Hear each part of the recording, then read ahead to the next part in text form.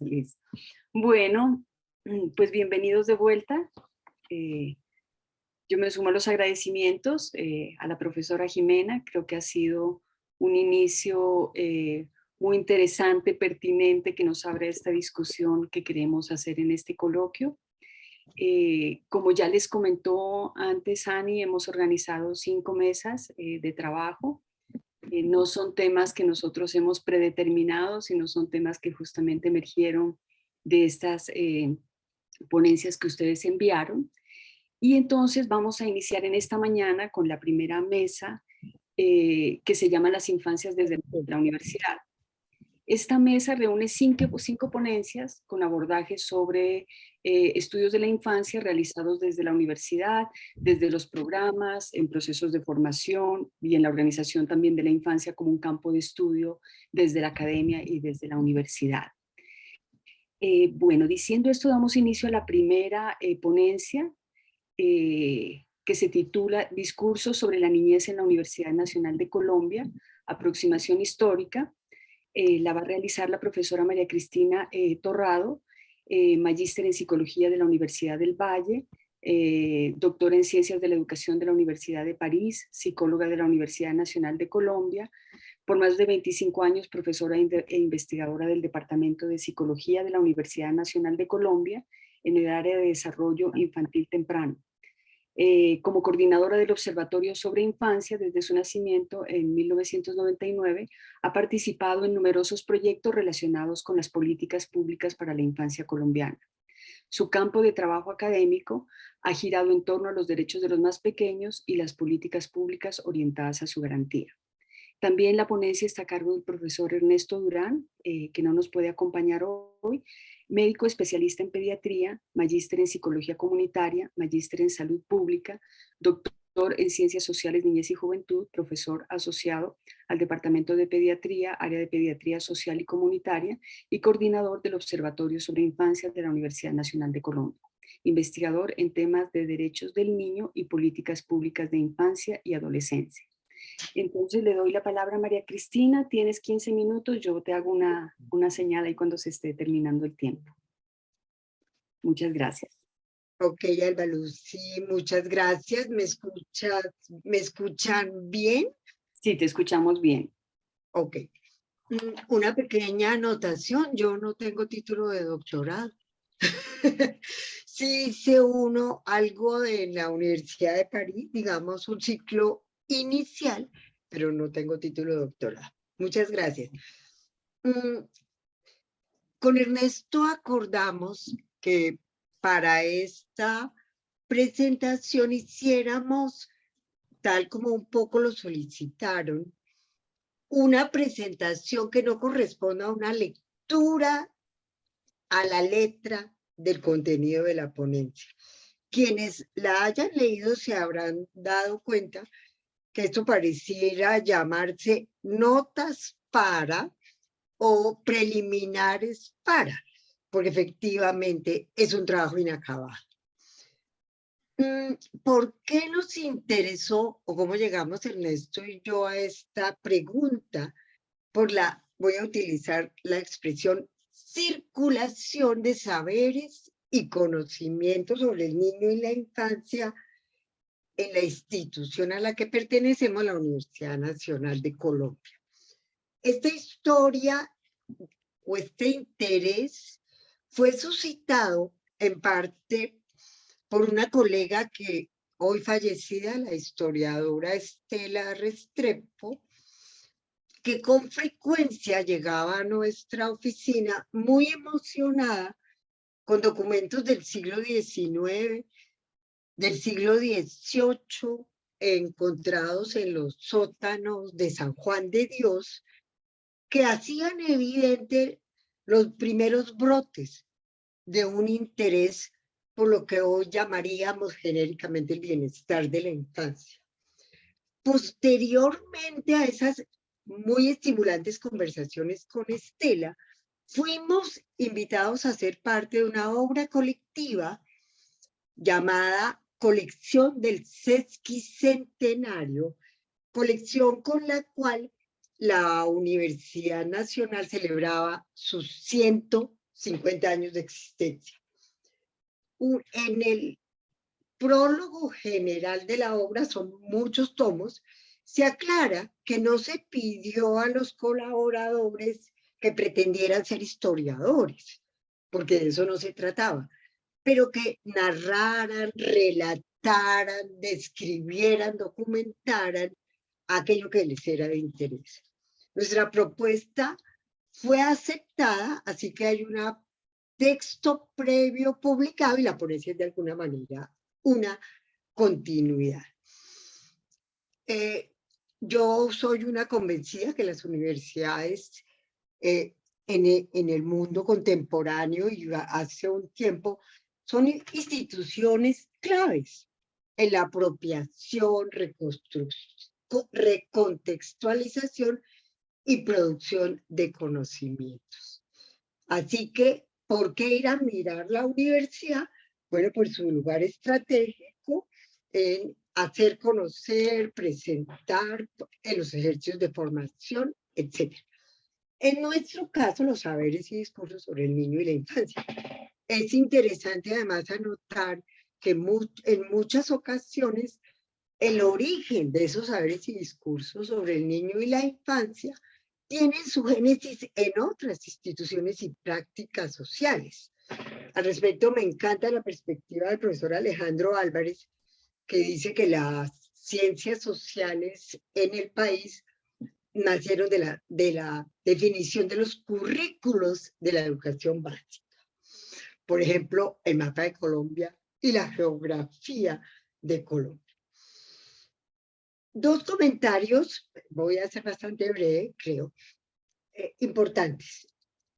La imagen que tenemos actualmente, o que, bueno, quienes la conocemos más es más precisa, otros pueden tenerla un poco más borrosa, pero la imagen actual de la universidad como una intrincada red de comunidades académicas relativamente diferenciadas y programas de formación profesional definidos no se corresponde con la realidad de la institución a lo largo del siglo XX. No me voy a extender en esto porque sería desviarme hacia la historia de la universidad, pero quisiera poner solo un punto de referencia. Lo que da vida a la actual estructura orgánica y a la misión de la Universidad Nacional es de hace poco tiempo, 1935, presidente de la República, Alfonso López Pumarejo, reformas liberales, y el ministro de Educación, Luis López de Mesa. Esa ley, que conocemos como la Ley Orgánica de la Universidad, logra aglutinar una cantidad de fragmentos de lo que era la universidad en esa época, que tenía 70 años o más atrás, pero que estaba muy fragmentada. Esa ley es la que le da existencia a la ciudad universitaria. Todo el mundo que estaba disperso en edificios en el centro, algunos cerrados durante la hegemonía conservadora, son convocados a ocupar ese territorio tan extraordinario en lo bueno y en lo malo, que es la ciudad universitaria. Se llevó muchos años hacer realidad el sueño de la ciudad universitaria. Bueno, ahí la tienen hoy, desafortunadamente aislada y separada de la ciudad. Si se tiene eso en cuenta, de que solo por allá hacia casi los años 50, la Universidad Nacional habita la ciudad universitaria con todo lo que eso genera, pues al preguntarnos por la circulación de los saberes sobre el niño, tropezamos con dos dificultades. Uno, y un poco en la línea de lo que Clara comentaba a propósito de las preguntas a Jimena, no es lo mismo hablar de la comunidad académica, de los médicos, de los pediatras o de los psicólogos en 1930, 1920, que en otros momentos. Es decir, las variaciones durante el siglo XX de las dinámicas y culturas académicas de la universidad, se nos presentaron como un obstáculo. Era un contexto ineludible. Eso sin hablar del marco del contexto político. O sea que uno no podría, por eso yo decía que estas son unas notas preliminares para, uno no debería hablar del fenómeno de circulación de saberes sin dar cuenta de esos contextos. Y por otra parte, al principio, muy ingenuamente, queríamos organizar la exposición siguiendo una cronología o secuencia temporal. Por supuesto que eso no puede ser así lineal.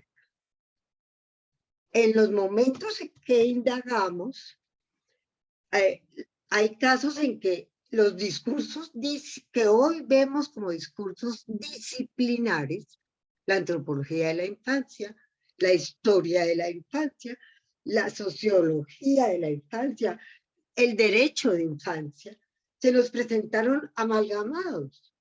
O sea, tenemos personajes en la Universidad Nacional que uno lee, desafortunadamente no los podemos escuchar en vivo, y usted no sabe si es un médico, un abogado, un pedagogo, porque están amalgamados. Y es normal, me parece, en la evolución de las disciplinas y el asentamiento en comunidades académicas en el país.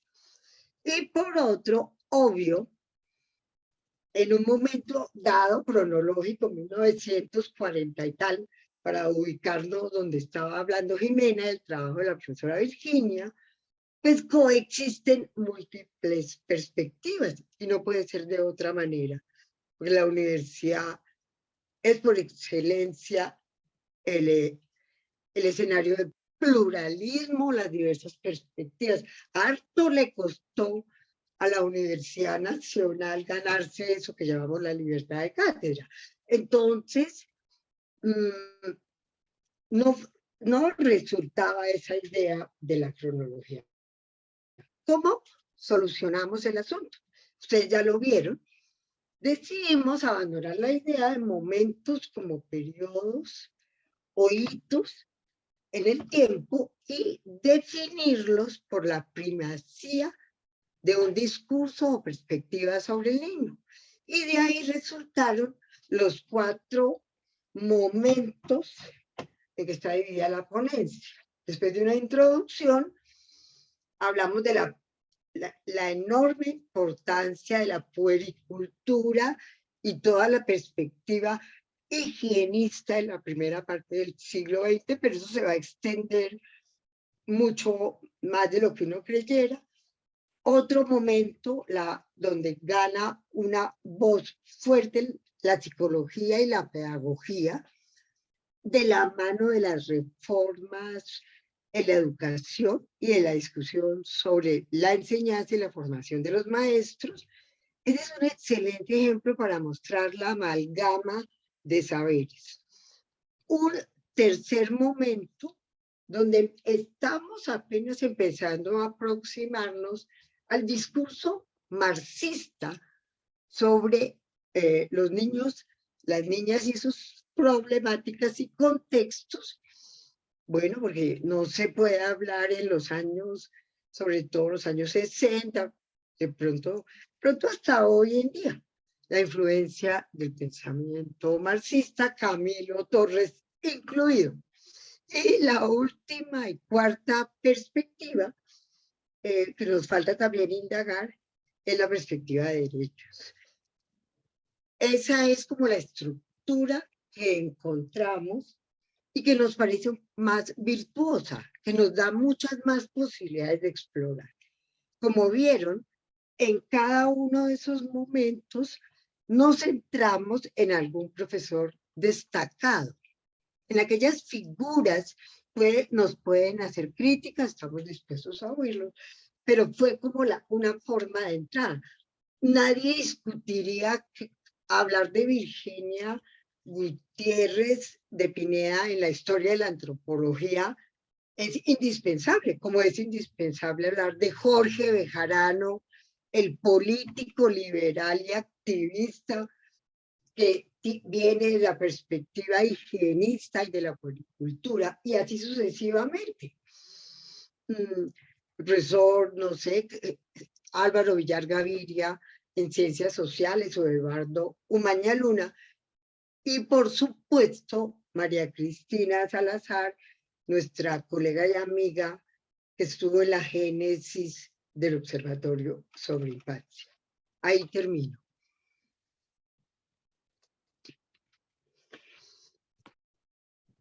Muchísimas gracias, María Cristina. Vamos a seguir con la siguiente presentación y después de que tengamos las 5 presentaciones, abrimos la sesión para conversar. Entonces, ahora seguimos con... Perdón un segundo. Perdón un segundo que se me embolató aquí la programación. Seguimos con la segunda mesa, con la segunda ponencia, perdón, el niño presente, con el profesor Enrique Fernández Zipa, quien es docente de la licenciatura en Educación Infantil de la Corporación Universitaria Minuto de Dios, Uniminuto, doctor en Educación, magíster en Desarrollo Educativo y Social, y psicólogo y líder del semillero Pradovi de Uniminuto. Va a presentar con la profesora Tatiana Monroy Moreno, estudiante, de sexto semestre de la licenciatura en Educación Infantil de la Corporación Universitaria Uniminuto.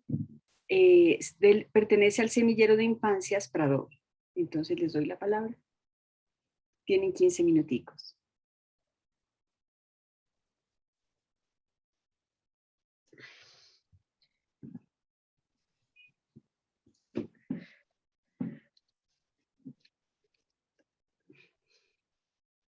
Henry, ¿estás ahí? No los escuchamos.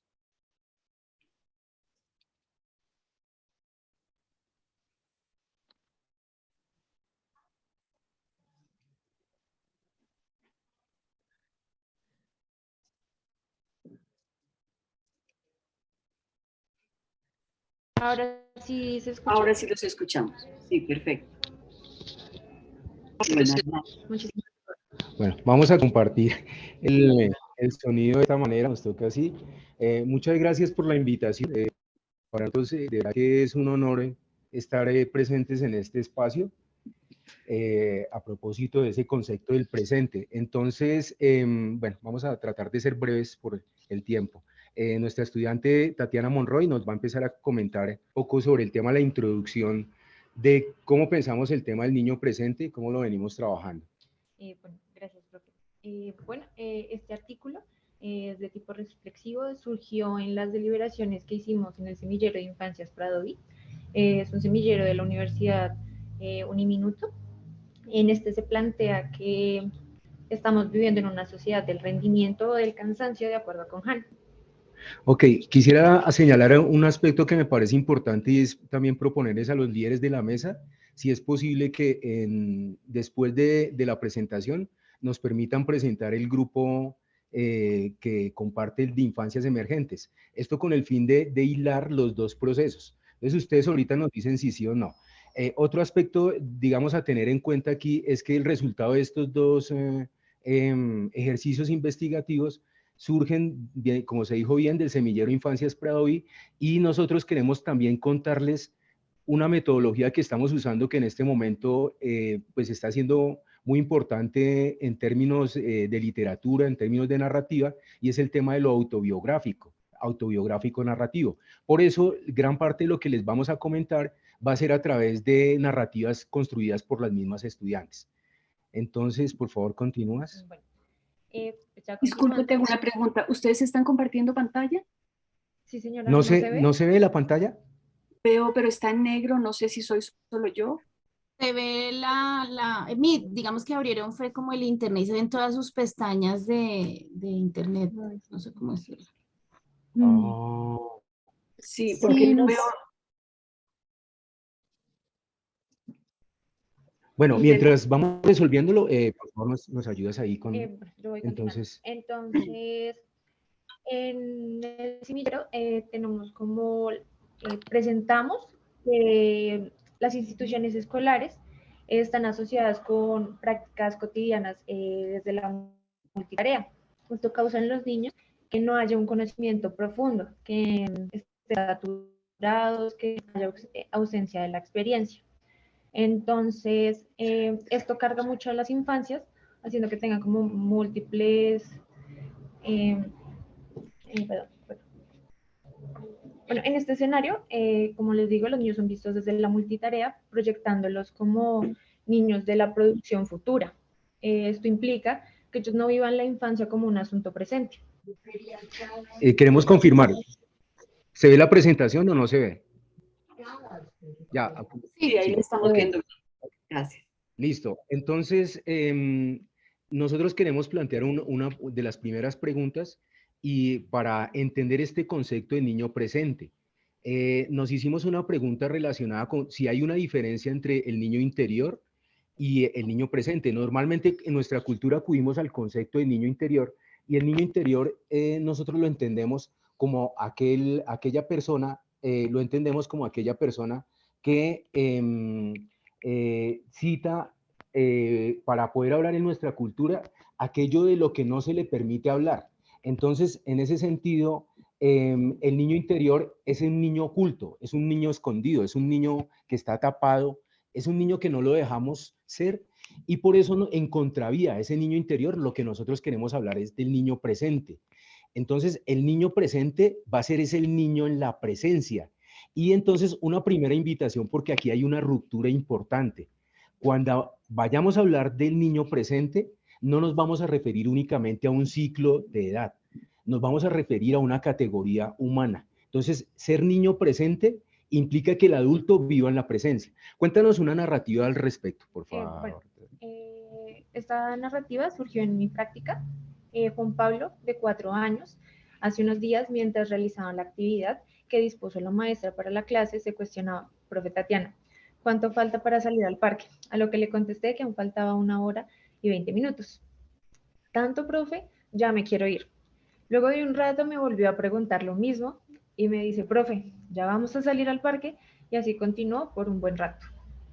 Entonces, esa narrativa de Tatiana, de Tatiana que la vivió en su ejercicio de su cotidianidad, le permite a ella empezar a entender ese concepto del niño en la presencia. Pareciera que si nosotros nos situamos solo desde la niñez, como el niño de pequeño, entonces lo que nosotros estamos es situándonos de un lugar de adulto que para el caso de nosotros quiero insistir en la idea del niño interior. Ese niño interior no vive en el niño presente porque es como si lo necesitáramos sacar en la cotidianidad, como si tuviéramos que pedirle permiso al niño interior para poder sentir, para poder jugar, para poder vivir, nosotros como adultos. Quiero referirme allí a ese aspecto. Entonces, cuando Tatiana nos hace el relato, la estudiante, sobre la vivencia en su cotidianidad, nos está mostrando que hay una distinción entre vivir en un niño presente y un niño interior. Para esto, entonces, hay 3 aspectos que nosotros necesitamos hacer claridad. Hay 3 conceptos de tiempo que los griegos lo trabajaron de manera fuerte. Es el concepto de cronos, tiempo cronológico, tiempo medido, tiempo valorado, el tiempo de kairos, que es el tiempo de la oportunidad, y aion, el tiempo de la experiencia. En ese sentido, nosotros vivimos en una cultura, el adulto vive en una cultura cronológica, mientras que la niñez vive en una cultura, entiende el tiempo como un tiempo de experiencia, de vivencia, de relación, y entiende el tiempo como un tiempo de oportunidad. Nosotros los adultos no lo vivimos desde ahí, es decir, el adulto no vive en un niño presente, un niño de presencia. ¿Cuál es nuestro objetivo? Bueno, el objetivo que nosotros planteamos es proponer la imagen de la niñez presente como práctica del cuidado docente. Ok, con esa intencionalidad llegamos a unas reflexiones y en la primera reflexión es entender el tiempo de infancia como un tiempo humano. Entonces, digamos, situar ese tiempo de infancia es que requiere la relación entre el adulto y la niñez. Decía hace un rato que quisiera que por favor se pensara en que cuando hablamos de infancia acá, no estamos hablando del ciclo de vida de un niño, estamos hablando de infancia como categoría humana y por lo tanto en este caso una maestra de educación infantil requiere vivir en la infancia. ¿Y cómo vive en la infancia si ella misma no vive en un tiempo de la presencia, un tiempo presente? Entonces, para eso planteamos, digamos que se requiere la construcción entre lo que es la maestra y el niño a través de esa construcción que ahorita lo vamos a desarrollar un poco más con el siguiente grupo, la construcción entre lo que es el adulto y el niño, en la emergencia en el adulto y el niño, en este caso en la emergencia en un tiempo presente de presencia, de estar aquí, de mirar al otro, del encuentro, de la relación, se empieza a vivir en ese niño presente. Entonces, escuchemos la otra narrativa que tú encontraste allí, Tatiana. Bueno, he tenido una semana bastante difícil, llena de quehaceres en la universidad, del hogar, entre otras cosas.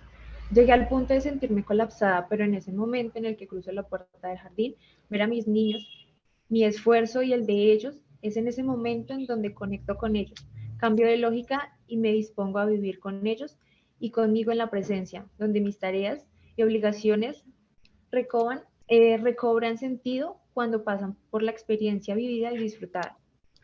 Por favor, me dicen cuánto tiempo nos falta, porque es que no alcancé a calcular el tiempo. ¿Cuánto tiempo tenemos? Discúlpeme. En este momento les quedan 5 minutos. Ok, bueno, si ustedes observan esta imagen, esta fue construida por una estudiante del semillero, y es un poco la intención que nosotros tenemos. Uno se puede preguntar, ¿quién mira a quién? ¿Es la maestra que mira al niño o es el niño el que mira a la maestra? Y ese mirarse implica la reflexión, el habitar al otro, el reconocer al otro, el apropiarse en el otro. Entonces, el concepto de infancia y de este tiempo presente implica que maestra y niño están construyéndose en un tiempo de la presencia, del encuentro, de la relación. Entonces, tiempo de infancia como práctica vital es apostarle a la vida. Nosotros usamos un concepto de autopoiesis que ahorita lo desarrollaremos un poco más con el siguiente grupo. Entonces, en ese sentido, ¿qué pasa en la narrativa? Esto fue en la práctica, como yo les había comentado. Yo llegué a la ludoteca y me encontré con Alicia. Ella se acercó a mí llorando y me dijo, profe, es que quiero contarte por qué estoy llorando. Es que mi gatito, el mayor, se murió ayer y por eso estoy muy triste. Pues en ese momento yo me quedé bloqueada y empecé a preguntarme qué puedo hacer o qué le puedo decir. Es cuando Alicia solo me salió de una decirle como, Alicia, ¿quieres un abrazo? Bueno, lo que hace Alicia en ese caso es un proceso de autocreación en el que ella asimila sus sentimientos con lo que la situación que está pasando. Es una experiencia que ella está viviendo para ir reflexionando desde los acontecimientos que pues esta pérdida pues no son manejables. Entonces ella misma se va creando su proceso, va tomando las decisiones acordes para asimilar lo que le está pasando. Lo interesante acá es cómo Tatiana, como maestra, empieza a encontrarse con la niña, a tener un vínculo vital con la niña. Ok, la última reflexión, tiempo de infancia como práctica pedagógica. Acá lo que pretendemos desde el modelo que nosotros manejamos es la reflexión permanente, lo que hace el estudiante en su encuentro cotidiano. Entonces, en esa reflexión, cómo se encuentra con los estudiantes a través de procesos de socialización, a través de procesos de autonomía, y en esos procesos de encuentro, cómo se llega a una práctica pedagógica. Entonces lo cerramos acá con la narrativa que los invitamos si no han podido hacer la lectura del artículo, los invitaremos en su momento para que la adelanten, por favor. Bueno, eso fue una actividad evaluativa que yo diseñé para los niños, que era que seleccionaran 3 colores: verde si les gustó o fue de su agrado, o naranja si se les dificultó, y rojo si les pareció mala o inapropiada. Pues creí que sería una buena estrategia, pero la verdad no. Me topé con la sorpresa de que los niños tenían una gran afinidad por el color rojo y así les haya encantado la actividad porque ellos tenían que explicar por qué elegían el color. Aún así ellos siguieron escogiendo el color rojo y pues esto me ayudó a repensar cómo llegar a evaluar a los niños en un futuro, teniendo en cuenta sus gustos, sus preferencias y así. Ok, yo creo que vamos a dejar la presentación hasta ahí y también, digamos, como traer acotación que estamos en un ejercicio de ese Dios cronológico que nos está cobrando segundo a segundo, pero también recordarles que esa es nuestra intención acá, que la niñez no vive en un tiempo cronológico. Y si el maestro, el adulto, se sigue situando desde ese tiempo cronológico, no va a entender cómo reconocer, proponer, apropiar procesos de aprendizaje educativos, entender la relación que se establece con la niñez. Entonces, nosotros estamos afirmando que necesitamos vivir en un tiempo de presencia, y ese tiempo de presencia ahorita lo vamos a desarrollar con la categoría de infancias emergentes. Muchísimas gracias. Muchas gracias, Tatiana. Muchas gracias, Tatiana y profesor Henry. Teniendo en cuenta pues, la solicitud que hacen y teniendo en cuenta que es un trabajo articulado el que hacen en el semillero, entonces les damos la palabra para que continúen con la ponencia de infancias emergentes y así, digamos, hacemos como esta articulación de los dos trabajos del semillero Pradovi. Entonces, esta ponencia es del profesor Henry con la estudiante Jennifer Gómez López, estudiante de sexto semestre de la licenciatura en Educación Infantil de Uniminuto del Semillero de Infancias Pradovi.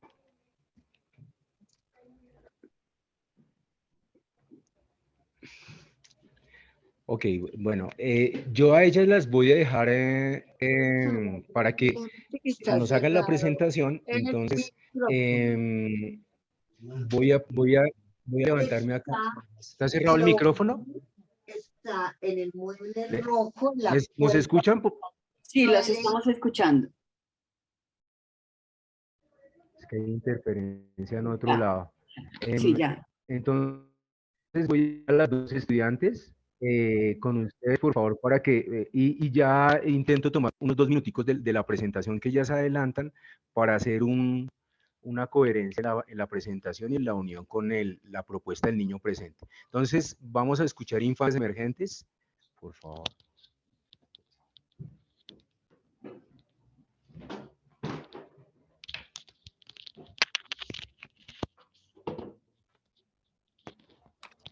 Buenos días.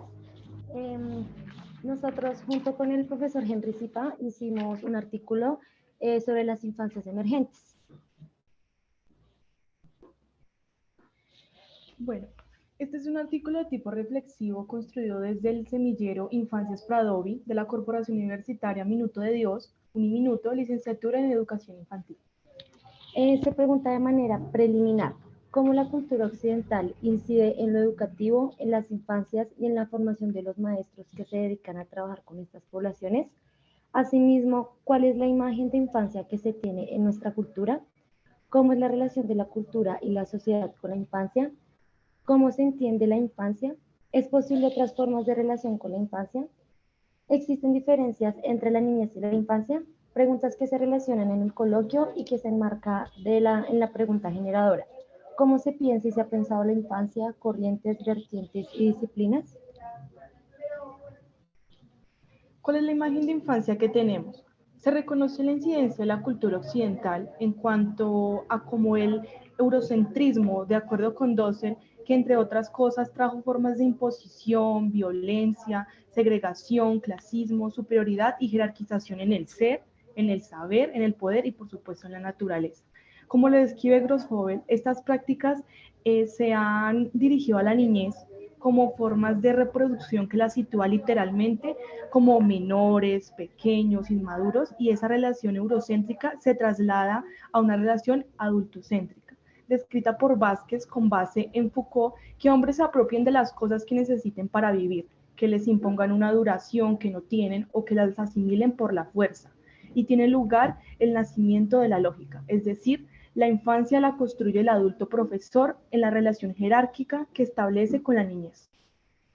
Déjenme decir una cosa, yo las interrumpo ahí, y es que cuando nos imaginamos el mismo concepto de la imagen de niño, lo primero que se nos viene a la cabeza es niños. Y cuando se nos viene a la cabeza niños, es resultado de esa construcción eurocéntrica y adultocéntrica. Bueno, el objetivo es explicar la categoría de infancias emergentes como una opción que genere nuevas formas de relacionamiento entre los adultos y la niñez. Nuestra primera reflexión es la infancia como categoría humana. Se parte de la afirmación, la infancia va más allá de un ciclo vital. En este sentido, la imagen de infancia requiere otras formas de situar, por ello, este lugar se da cuenta por la pregunta nacimiento y experiencia. Bueno, la primera narrativa que nosotros realizamos es mi primera clase como profesora de práctica, nervios, expectativa, temor. Decidí hacer la clase en un campo abierto. La propuesta es la exploración del medio y para esto buscamos insectos. De pronto salimos en busca de un animal pequeño. De un momento a otro escucho gritos. Me dirijo hacia el círculo que están haciendo mis estudiantes. Efectivamente se encontraron con un caracol, pero algo nuevo había en él. Estaba fuera de su caparazón. Muchos intentaron con una hoja moverlo. Sin embargo, Alejandro voltea a mirarme con cara de asombro e inquietud y me dice, teacher, ¿la baba del caracol no es venenosa? Ahí es donde uno puede empezar a preguntarse, la pregunta, ¿la respondo? Y si la respondo, cierro todo el proceso de construcción y experiencia en la niñez. Entonces, ¿qué camino tomar? Si yo vivo como infante y abro la posibilidad de la infancia, generaría más preguntas, sigo preguntándome. Es decir, la imagen de infancia, queremos plantear acá, se va moviendo, porque al moverse ya no solo ubicamos a los niños, sino ubicamos la pregunta. Los niños son pregunta, no respuesta. Continuaremos con nuestra segunda reflexión, que es la infancia como posibilidad de transformación y alteridad. La alteridad en la infancia emergente se caracteriza como lo que no viene manchado y no tiene una estructura definida, que en palabras de La Rosa es aparición de una materia prima que vamos a tomar como punto de partida para influir en la historia con vistas a un nuevo orden social del cual nosotros hemos diseñado sus órdenes directivas. No es recibir a los que nacen en su alteridad, sino meramente tomarlos como una expresión de nosotros mismos. La reproducción de la cultura adulta, la expectativa a cumplir por parte de los hijos para resarciar las promesas incumplidas de los padres, de la historia y del futuro. El nacimiento así entendido está definido por la cultura adulta, que se sorprende menos con la aparición del otro. En contraste, el nacimiento como acto pedagógico desde la emergencia es una nueva oportunidad en donde el otro que nace rompe con el tiempo cronológico, es decir, el tiempo medido, el tiempo contado, ese tiempo que pesa, que se lleva como lastre y que afecta en el entorno, rompe determinaciones y crea desde ese otro una realidad distinta a la que se creía tener, a la posesión y control del otro. En contravía, el nacimiento carece de preformación, hace de la presencia, se busca transitar entre la otredad a la alteridad. Ahora iremos con una narrativa. Recordando, fue mi segundo día de práctica. En la práctica, la profesora titular me dejó como tarea pegar en el cuaderno de matemáticas de los niños una guía de unidades y decenas. Aún seguía muy nerviosa de cómo actuar, pegué cada guía como me indicó la profesora, terminé y le entregué el cuaderno a una de las niñas. Ella lo abrió y se dio cuenta que le había puesto mucho pegante a la hoja, porque había cerrado muy rápido el cuaderno. Consecuencia, las hojas se pegaron. La niña me vio y sintió mi preocupación. Solo me tomó por la cara y me dijo, tranquila, lo vamos a arreglar. Se sentó al lado mío y empezó a soplar las hojas para separarlas, diciendo, por favor, sepárense, asegurando que al soplarlas, el viento podría separar las hojas. Solo me senté al lado y dejé que su tranquilidad me invadiera. Continuaremos con la reflexión 3, que es la infancia como apuesta vital y matrística. ¿Qué es la vida? Pregunta difícil de responder, sin embargo, Maturana propone una definición al respecto, usando el término de autopoiesis o autocreación, todo lo que se hace a sí mismo. Maturana y Varela, nosotros proponemos que el mecanismo que hace de los seres vivos sistemas autónomos es la autopoiesis que los caracteriza como tales.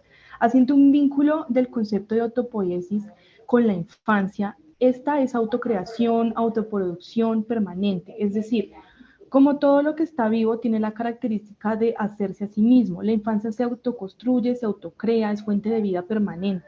Nuevamente la distinción con la vida del adulto, en esta cultura ser adulto es rigidez, es autoridad, es verdad última, frialdad y además de seriedad. Parece lo contrario a sistemas autopoiéticos, es decir, parece que no se autoproducen, no se autocrean, es más cercano a la muerte. Desde el semillero, Infancias Pradovi, donde surgen estas reflexiones, se dice prácticas de vida versus prácticas de muerte. Es decir, Maturana propone el concepto de convivencia, vivir con, en este caso vivir con y en la infancia. vivir en las acciones cotidianas como la pregunta, el nacimiento, la sorpresa, la novedad, las emociones, entre otras.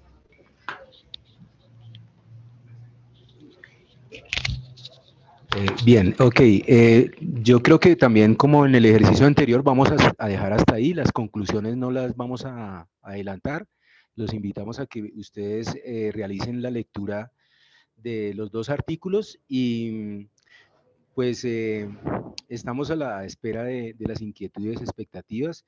Decir acá que los dos artículos también se conectan desde el lugar de la propuesta de la doctora María Cristina, en el sentido en que hay unos discursos plasmados, hay unas leyes, hay una historia, y nosotros lo que estamos haciendo es un reconocimiento de esos elementos, aterrizados un poco a lo educativo y a lo didáctico.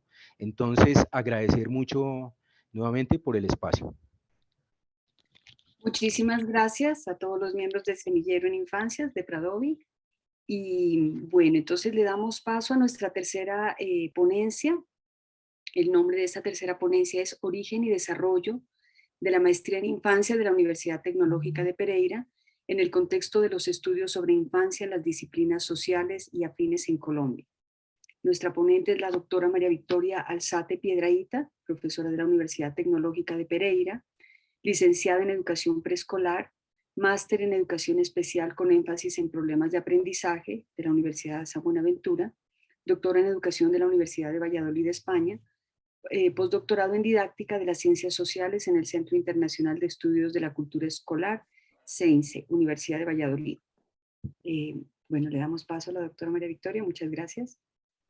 Muy buenos días a todos y a todas. No sé si se ve la pantalla y si me veo, no sé. Sí, vemos la pantalla y te estamos viendo. Bueno, yo no, en el caso mío. Bueno, muchísimas gracias por esa presentación, a Alba Lucy. Muchísimas gracias por permitirme este espacio para presentar la maestría en infancia. Y igualmente a todos los participantes y ponentes, en especial a Jimena Pachón, que ha trabajado con nosotros en esta maestría. Por ahí he visto otros profesores también que han asistido. Bien, no voy a repetir el título. Vamos a hablar de la maestría en infancia de la Universidad Tecnológica. No me deja pasar. Oh. Bueno. Bien. Acá. Bueno. En la literatura de las ciencias sociales, cuando de la investigación con la infancia se refiere, la necesidad de desarrollar trabajos en ciencias sociales sobre los niños parece evidente, incluso cuando podemos sorprender que esta evidencia aparezca tardíamente, cuando el psicoanálisis, la psicología genética, las investigaciones en general sobre la nutrición, la alimentación, han acreditado con fuerza la idea extrema y la importancia de este periodo en el desarrollo infantil, tanto en el momento presente como para la vida adulta. En este contexto se sugieren algunas hipótesis para explicar este retardo, a saber, una de ellas es una cierta prudencia que debe imponerse porque los desarrollos de las ciencias no son nunca totalmente independientes a los desafíos políticos y sociales del momento. Podría ocurrir de manera paradójica que este renovado interés por el niño traduzca también las preocupaciones propias de los adultos de hoy, cuya certidumbres sobre el mundo social no son exactamente aquellas que había hasta hace poco tiempo. El interés de las ciencias sociales y humanas y otros campos de investigación e intervención y con la infancia se desarrolla en diversos contextos nacionales, regionales e internacionales desde los años 90. En un momento en que un significativo grupo de países ratifica, de hecho, la Convención Internacional de los Derechos del Niño. Estamos pues en presencia también de un cambio de estilo educativo de las familias, que es menos impositiva y cada vez más relacionales y dependientes de recibir el consentimiento de los niños para su propia educación. La aproximación contemporánea a la infancia también echa raíces en una época en donde el sistema educativo cada vez menos se fundamenta sobre las lógicas hasta ahora conocidas, que van en posicionamiento del alumno como el centro, como la manera de superar sus propias contradicciones.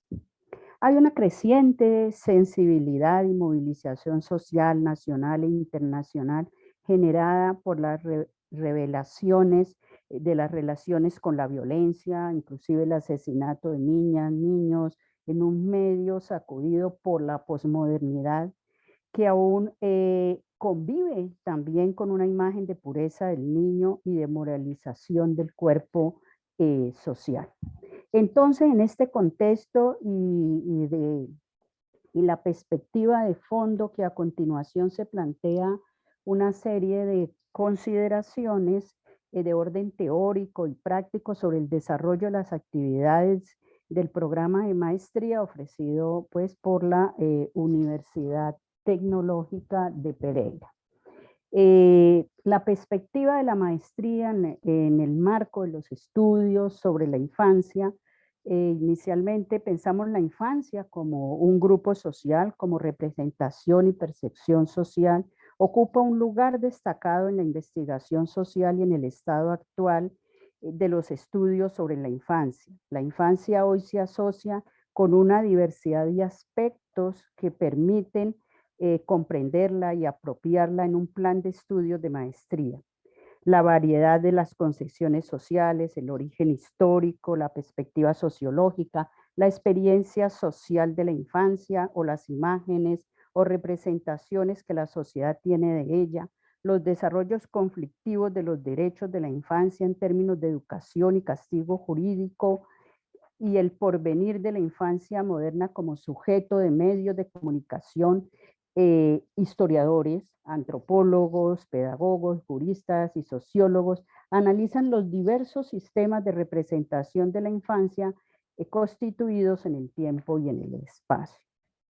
Una visión teórica y práctica sobre la infancia contemporánea implica diversas perspectivas de las ciencias sociales, de la historia, de la sociología, de la psicología, de la antropología, del derecho, de la neurociencia. De hecho, hoy hay diferentes profesores aquí convocados que demuestran esa afirmación, también de la cultura, los estudios culturales, los estudios audiovisuales, los estudios artísticos, la informática, también de la ciencia de la educación, como acabamos de ver ahora, la didáctica, la pedagogía, la infancia escolarizada, que todos estos se ocupan de este grupo de población. Un plan de estudios que toma en consideración de manera explícita 4 perspectivas o componentes de énfasis sobre la infancia dan identidad y especificidad cada uno de los 4 semestres.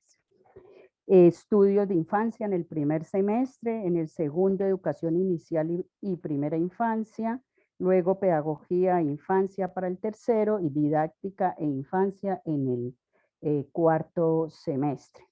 También tiene un componente de investigación adecuado para la población de estudiantes que desempeñan diversos ámbitos y programas relacionados con la infancia.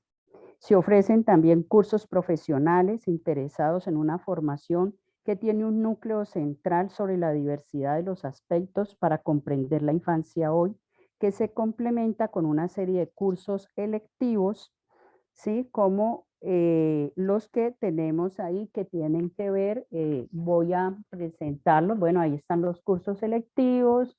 Voy a ponerlos acá: infancia y artes, infancia, juguetes y juego, infancia y salud, infancia y familia, infancia y filosofía, infancia, medios y tecnologías de la comunicación, infancia y biblioteca, consideraciones jurídicas de la infancia. Estos son cursos selectivos que a su vez tienen diferentes énfasis, por ejemplo, en artes está danzas contemporáneas, música, cine, magia, hay diferentes, o sea, cada seminario tendría un énfasis diferente, igual para cada uno de ellos, no me detengo por motivos de tiempo.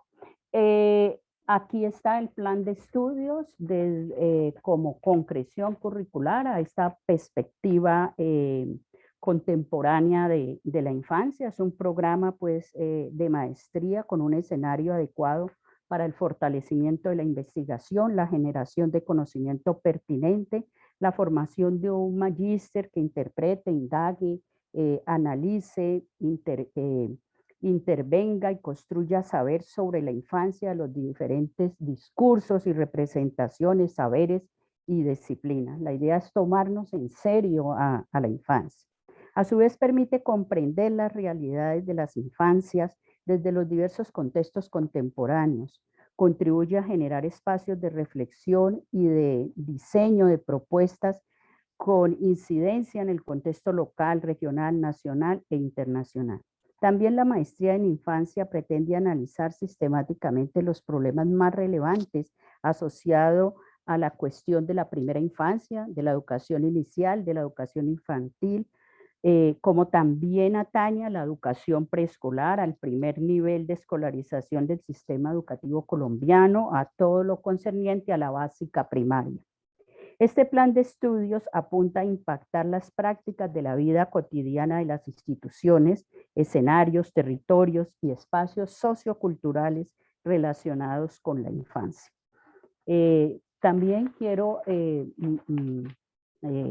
denotar que al final de cada semestre hay un coloquio de estudiantes donde se presenta de un lado avances en su trabajo investigativo y, por ejemplo, en el primer semestre se integran todos los cursos y el estudiante presenta su trabajo.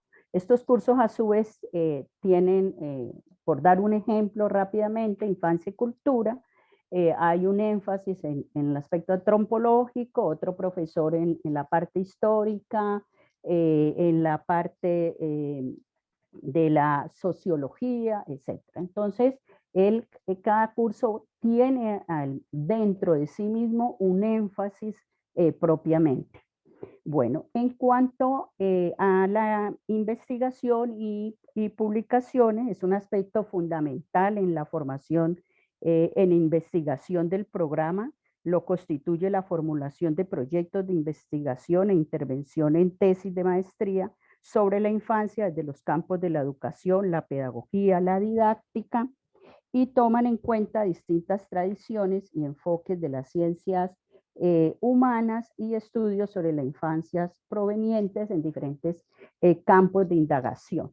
Entonces, tenemos 3 líneas. Esta primera línea es infancia, procesos institucionales de educación, que tiene a su vez una subdivisión que está en infancia y salud. Estos son los trabajos ya de investigaciones realizadas por los egresados, pues ya son egresados.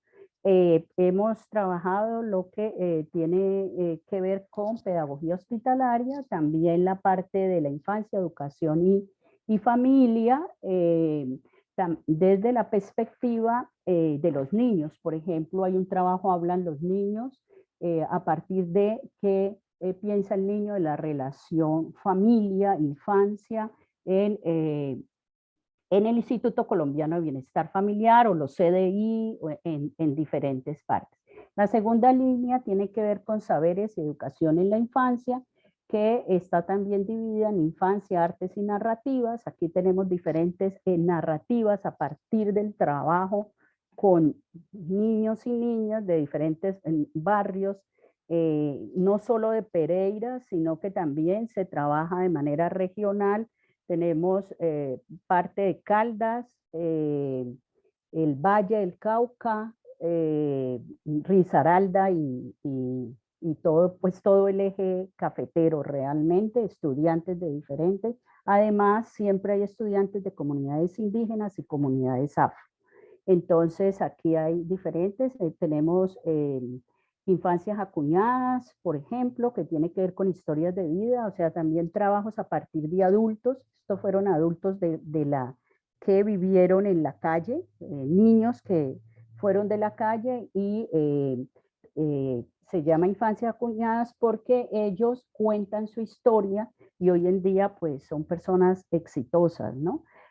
También está, por ejemplo, Memorias de Infancia Quindiana en el marco de la violencia bipartidista en los años 40 y 50 del siglo XX.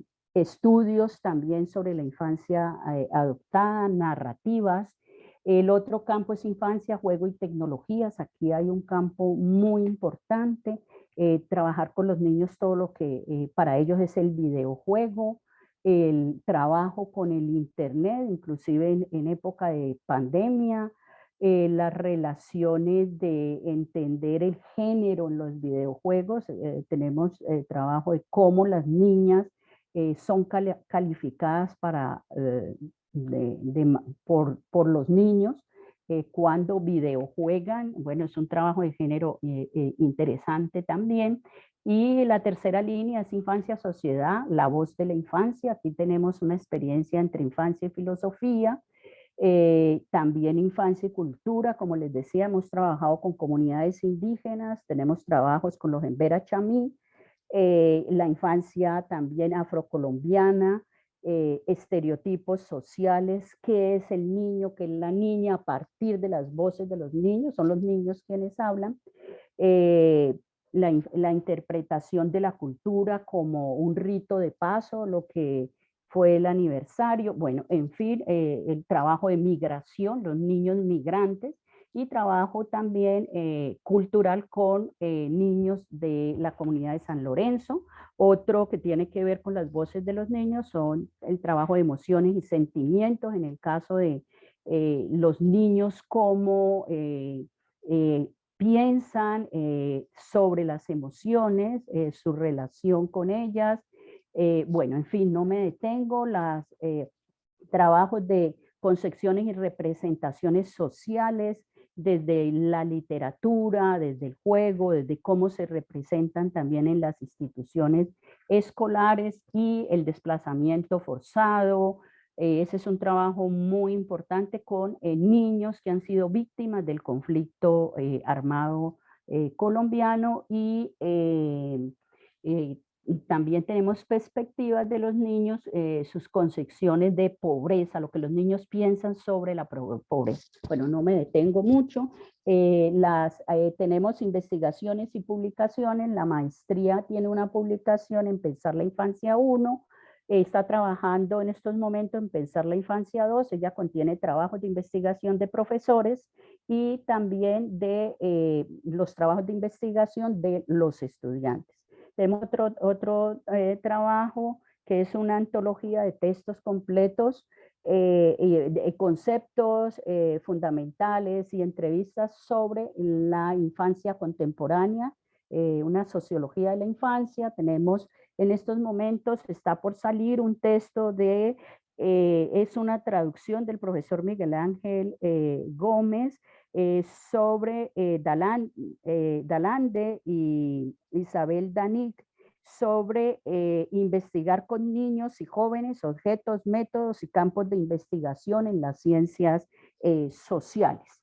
Estos son producción y también, bueno, para concluir rápidamente, en este marco, presentamos unos retos de la maestría que podríamos resumir de esta manera. ¿Tengo tiempo o? No, ya se te está acabando, ya se acabó el tiempo. Bueno, entonces finalmente contribuir a investigar sobre la infancia, a mirar con nuevos lentes la imagen, la infancia, no con los lentes del adulto, y bueno, generar diferentes posibilidades y metodologías propias para estudiar la infancia. Muchísimas gracias. Muchísimas gracias, María Victoria.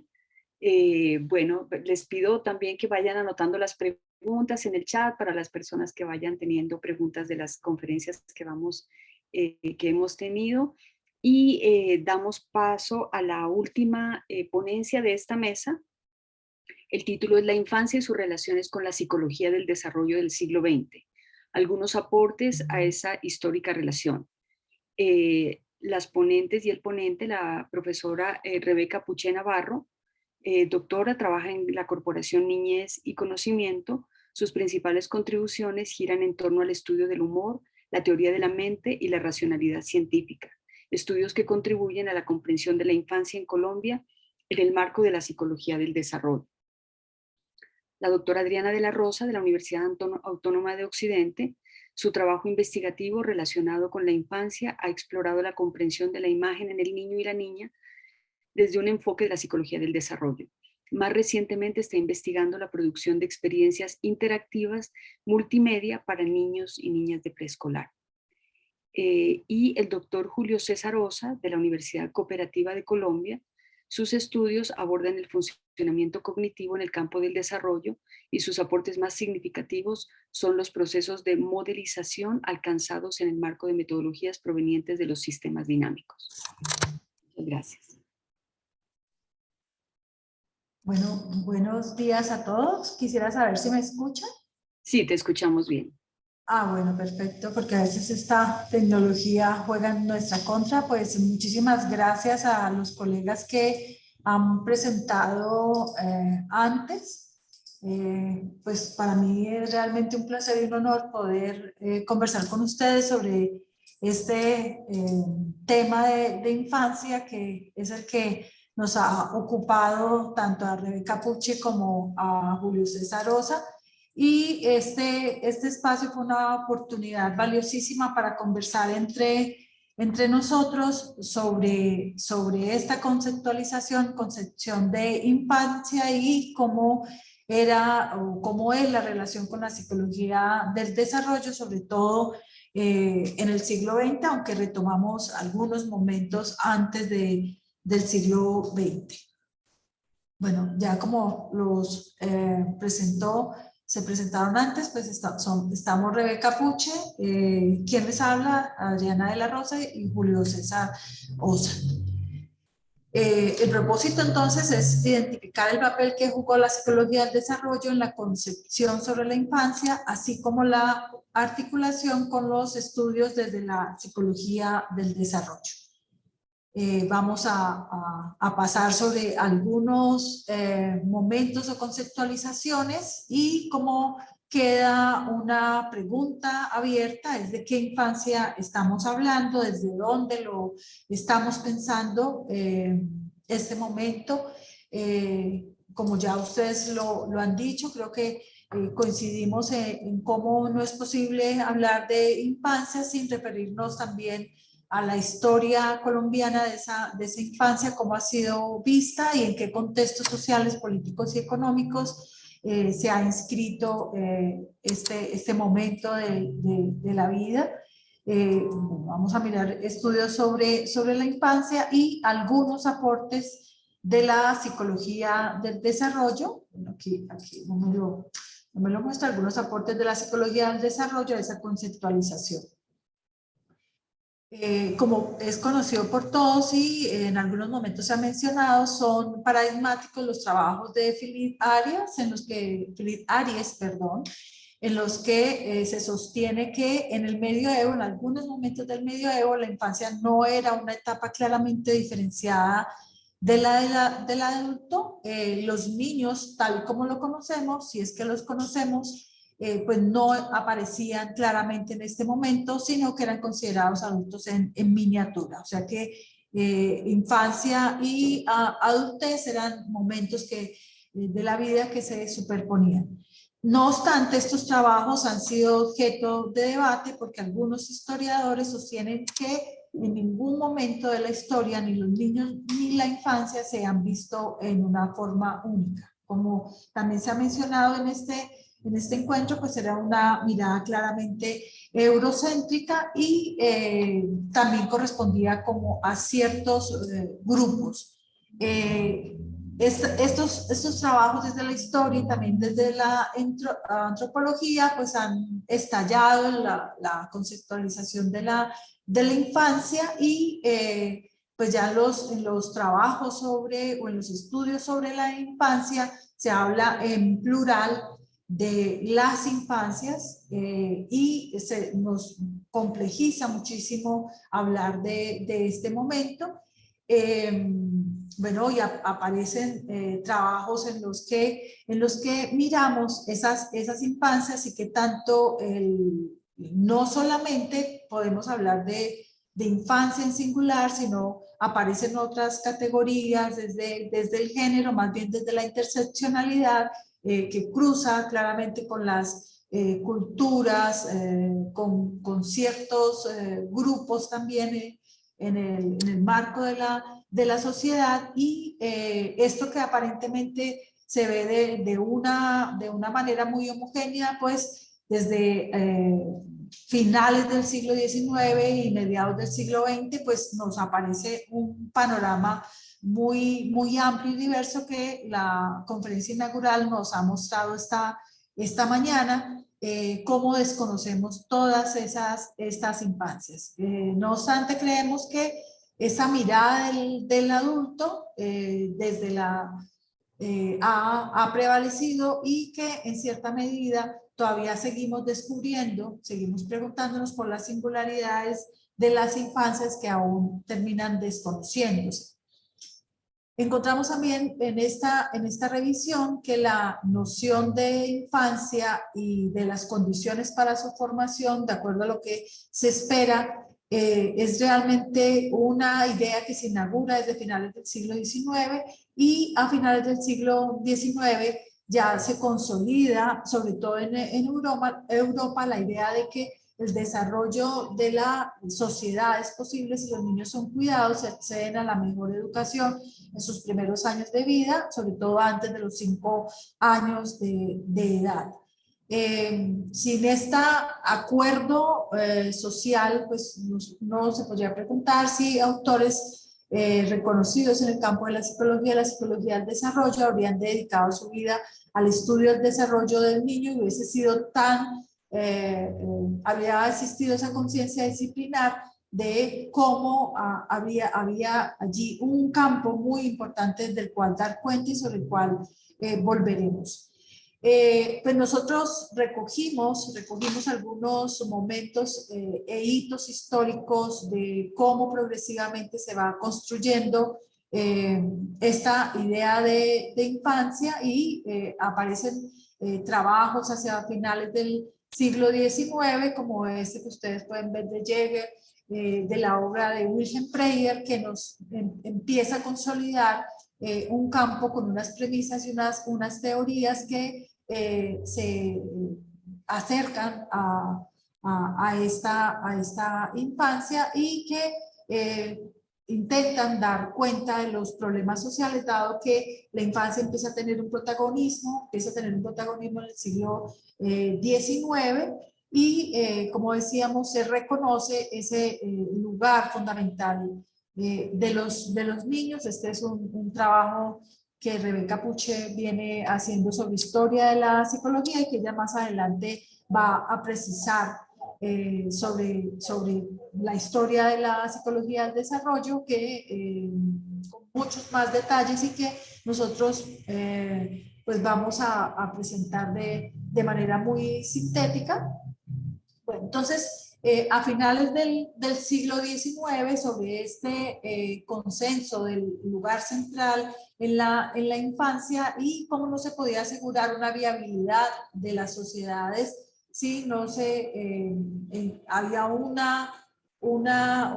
la sociedad y las políticas públicas garantizaban que los niños tuviesen toda clase de cuidados en todos los campos. Y vemos que emergen ciertos lugares que se encargan del niño en todas sus facetas, que se van a encargar de la higiene, de la educación moral. Bueno, en Europa esto aparece a finales del siglo XIX, a principios del siglo XX, son instituciones que tienen una gran cantidad de funciones y que van a tener nombres distintos, como guardería, como el jardín de infantes, como el kindergarten. Para algunos es una forma de control y de sospecha, por ejemplo, sobre la familia. En ese sentido, sí va a ser interesante lo que planteaba Felidaries, en el sentido de que la familia aleja al niño de la sociedad, y todas las instituciones y también las disciplinas van a sospechar en algún momento de que tanto la familia realmente está haciendo el cuidado que los niños requieren para ese desarrollo, o para que ellos crezcan en las condiciones más adecuadas.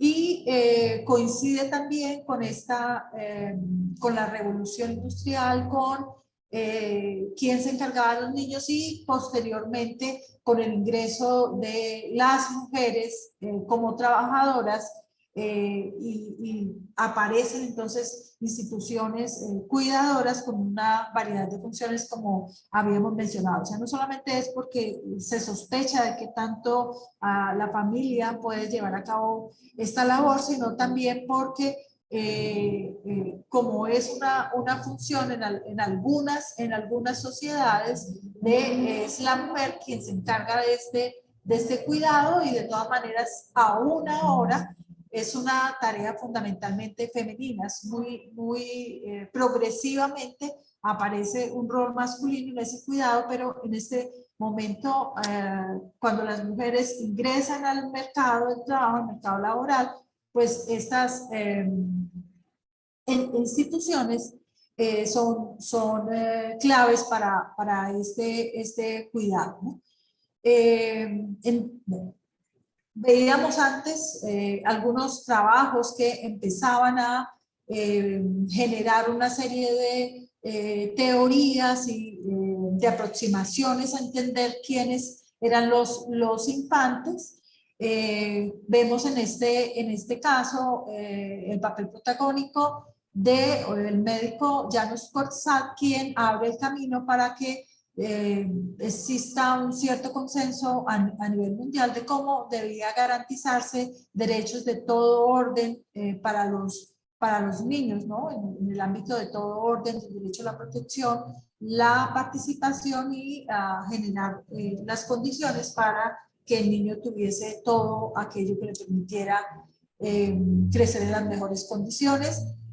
Encontramos algunos antecedentes a principios del siglo XX de consolidación de la psicología del desarrollo, sobre todo en Estados Unidos y en Europa, en el que se va a dar respuesta a problemáticas de la niñez, sobre el crecimiento. Luego las guarderías o los espacios de cuidado no solamente se van a encargar del cuidado físico y de la salud, sino también de la enseñanza, de la construcción de saberes, y la psicología empieza a responder a problemas también en la consolidación de este niño.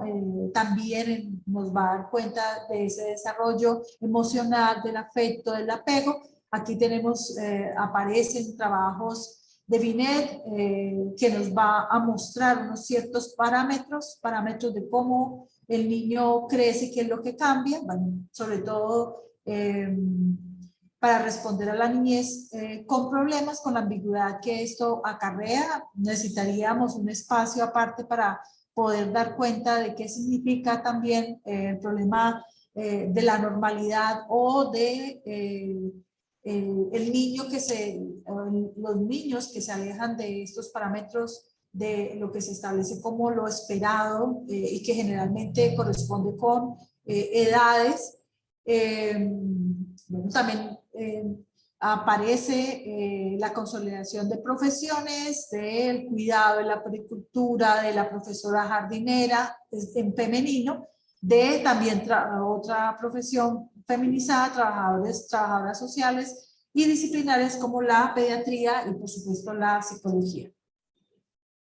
Es muy importante en la psicología del desarrollo un llamado que nos hace Michel Foucault en torno a cómo la psicología entraña la contradicción, específicamente la psicología del desarrollo, que nace como una reflexión sobre cuando ese desarrollo por múltiples causas no se da como lo esperado, nos muestra esas distintas variantes de la psicología, pero lo que nos importaba aquí señalar en relación con la psicología del desarrollo, surge por tratar de explicar en qué momentos el niño se aparta de esos avances o como se le pueda llamar, que el niño no da cuenta con unas expectativas de acuerdo a lo esperado, generalmente relacionado con la edad. Posteriormente vamos a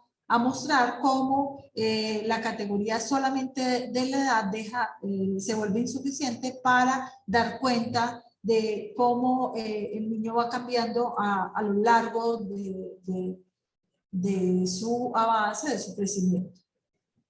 Adriana, te pido que por favor vayas cerrando, que se nos está acabando el tiempo. De acuerdo. Con esta antesala que sucede con la psicología del desarrollo en el contexto colombiano, pues también a principios del siglo XX, donde empezamos a ver unos desarrollos muy importantes como disciplina y como teoría. Estamos en una Colombia que sale de la guerra de los 1000 días, que a inicios del siglo XX pues se pierde toda una parte del país. Es un contexto sumamente difícil en el que el niño la infancia está asediada por la pobreza, la enfermedad, el hambre, un país con enormes dificultades. Entonces, hay unas políticas públicas, empiezan a aparecer políticas públicas que también retoman esto que veíamos antes de la importancia de garantizar que los niños tuviesen los cuidados y la atención que requerían para su desarrollo.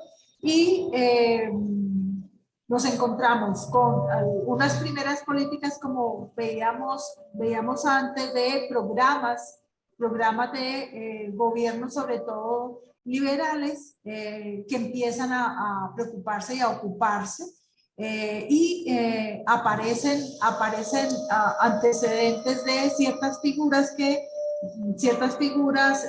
investigadores, teóricos, estudiosos.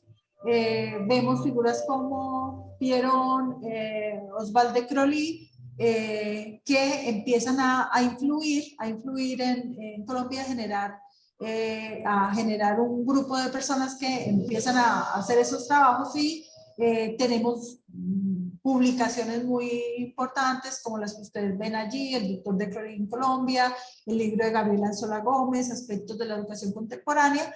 Bueno, voy a pasar un poquito más rápido aquí para ir cerrando de todo esto que empezó en las primeras décadas del siglo XX, pero que luego vamos a tener trabajos como el de Mercedes Rodríguez sobre la introducción al estudio de la psicología del niño, y que aparece el primer programa de psicología en la Universidad Nacional, con áreas, o sea, todas estas investigaciones son los que permiten que luego se pueda aparecer un trabajo más especializado sobre la psicología del desarrollo.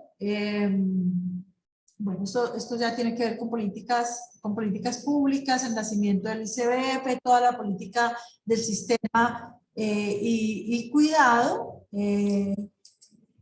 del niño. Quisiéramos enfatizar algo que nos ha parecido fundamental entre esas relaciones. La psicología del desarrollo, cómo ha luchado a lo largo de su historia con miradas hegemónicas, unitarias de niño, a veces ese niño pensado de manera epistémica, solo desde ciertas construcciones, desanclado de los sujetos históricos, una cierta mirada no evolutiva del desarrollo, una mirada teleológica en la que el niño en singular camina sin tropiezos, e indefectiblemente a un razonamiento cada vez más elaborado. Coincidimos con ciertos estudios de la niñez en los que nos resaltan ese niño agente capaz de participar, capaz de construir un entorno, capaz de pronunciarse y de tener un punto de vista que es cierta psicología del desarrollo, particularmente, bueno, en la que se ha trabajado también en la Universidad del Valle, en el Centro de Psicología y Cognición, defendiendo el punto de vista del niño en la resolución de problemas, pero también de situaciones relacionadas con la vida cotidiana, en la que Rebeca pues lo ha liderado, y en la que, como decía, nos encontramos con estudios desde la sociología que destacan ese papel de agente social que tiene el niño, y que aún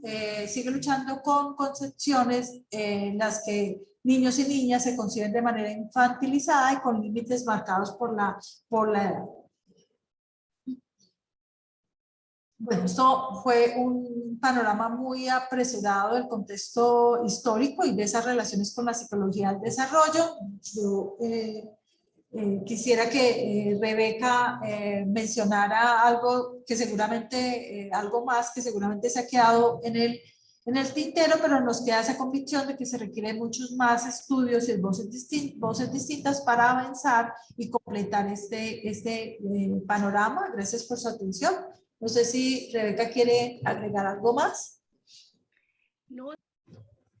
Les propongo que, como iniciamos el diálogo, tal vez en ese momento podemos conversar también las otras personas que han sido parte